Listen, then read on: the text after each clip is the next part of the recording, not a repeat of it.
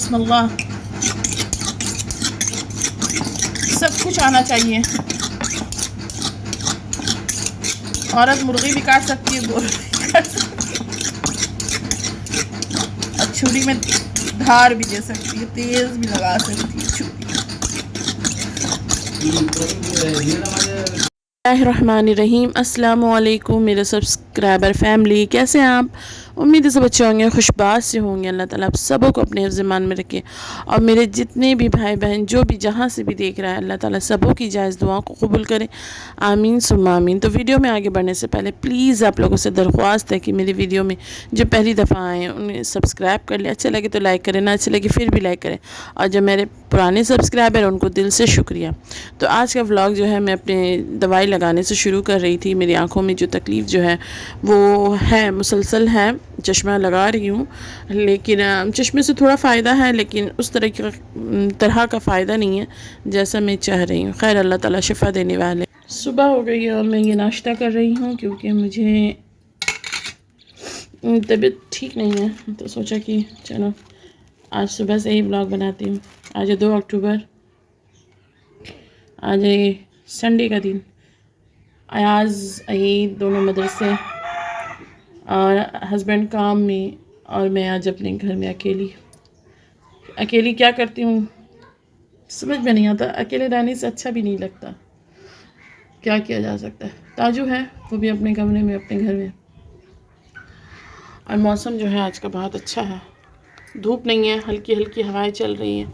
बारिश होने को है। कल सुना है कि शहर में बहुत बारिश हुई, कोलकाता में। हमारे यहाँ बारिश नहीं हुई। तो वीडियो में बने रहिएगा, और सारा दिन क्या होता है आपसे ज़रूर शेयर करेंगे इंशाल्लाह। और दोपहर की तैयारी शुरू, मैंने खाने की तैयारी शुरू। ये कैप्सिकम है, इसे शिमला मिर्च भी कहते हैं, और ये है पटल। इसे मैंने 2 हिस्सों में काट के रखा है, इसे मैं फ्राई करूँगी। अच्छा, आज जो मैं रेसिपी बना रही हूँ ये मुर्गी गोश्त और कैप्सिकम के साथ मैं बनाती हूँ। मेरे बच्चों को पसंद नहीं है और अजान को अच्छा लगता है, यानी मेरे हस्बैंड को। तो इसमें तेल गर्म करते हैं, इसमें गर्म मसाला दे दिया, इसमें 2 प्याज दे दिए, और 6-7 हरी मिर्च। थोड़ा तीखा बनाऊँगी क्योंकि मेरे हस्बैंड को तीखा खाना पसंद है। फिर इसके बाद हल्का प्याज जब ब्राउन हो जाए, फिर इसके बाद गोश्त। अच्छा, गोश्त का ये वो हिस्सा, हमारे यहाँ साबुत मुर्गी आती है, तो जब हम इसे ज़बा करते हैं तो हड्डी वाला हिस्सा अलहदा कर लेते हैं और गोश्त का जो है वो अलहदा कर देते हैं। तो हड्डी वाले हिस्से को मैं इसी तरीके से बनाती हूँ, किसी सब्ज़ी के साथ। उसके बाद आप हल्दी दे दें और नमक दे दें, थोड़ा सा ही नमक दें। उसके बाद उसको अच्छे से फ्राई करें प्याज के साथ, ये बहुत अच्छा लगता है। उसके बाद फ्राई करने के बाद आप इसमें मसाला दें। मसाले में ज़्यादा कुछ नहीं दिया जाता है। आप अदरक लहसुन का पेस्ट, ये अदरक लहसुन है, मैंने जब इसे ग्राइंड किया था तो ये प्याले में अलग से निकाल के रख दिया था, और जो बाकी बचा था वो मैंने धो के रख दिया। और ये रोस्टेड ज़ीरा और धनिया है। उसके बाद ये है मुर्गी मसाला जो मार्केटों में अवेलेबल है, इससे टेस्ट में इजाफ़ा होता है। और फिर इसको अच्छे से पकाने के बाद फिर मैंने टमाटर दिया था, 2 टमाटर मैंने ग्राइंड करके दिया था। और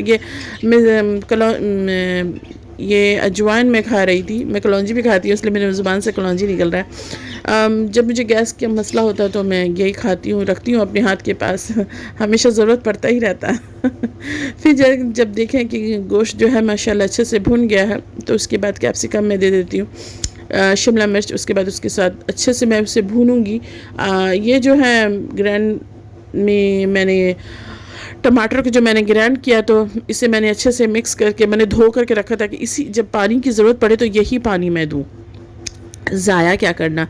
तो फिर उसके बाद आप बना ही रही थी, तो फिर नीचे से सदा आई, तो मैंने देखा तो गरीब आए थे। तो यहाँ गरीब का आना भी नसीब की बात है। यही एक शख्स आते हैं और एक ख़ातून आती है। हमारे यहाँ कोई गरीब ज़्यादा मतलब नहीं आते। अगर कुछ किसी को देना हो तो शहर जा कर के इंतज़ार में रखना पड़ता है, मतलब रख देना पड़ता है कि जब शहर की तरफ जाएंगे तो वहाँ देंगे। किसी को कुछ देना ये भी नसीब की बात होती है। अल्लाह ताला हम सबों को देने वाला बना दे, और मोहताज सिर्फ मेरे रब्बुल आलमीन का। तो खैर, बैक टू माई रन्ना। मैंने पकाने की तरफ आते हैं तो देखा तो माशाल्लाह जो कैप्सिकम है वो नरम हो चुका था। उसके बाद मैंने टमाटर के जो पानी जो मैंने संभाल के रखा था उसे मैंने दे दिया, और फिर जब थोड़ा नमक दे दिया, क्योंकि सब्ज़ी देने के बाद तो नमक देना ज़रूरी है। उसके बाद आप अच्छे से उसे मिक्स कर लें और करके फिर उसके बाद ढाक दें।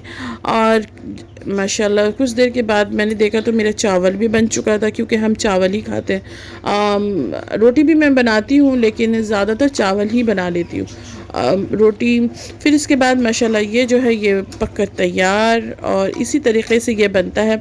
इसका जो टेस्ट होता है ना, बहुत सारा ना चिकन चिली जैसा होता है।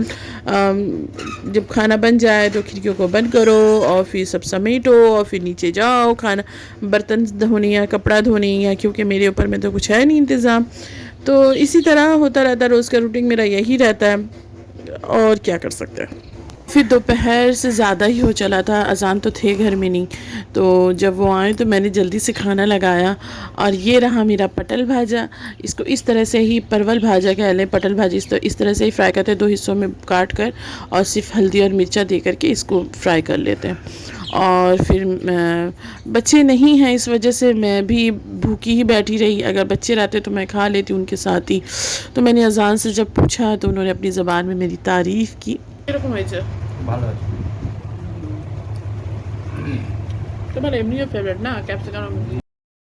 फिर उन्होंने खाना वाना खाया और फिर वो चले गए। तो बस आज का व्लॉग मैं यहीं एंड करूँगी, इस उम्मीद के साथ कि आपको अच्छा लगा होगा।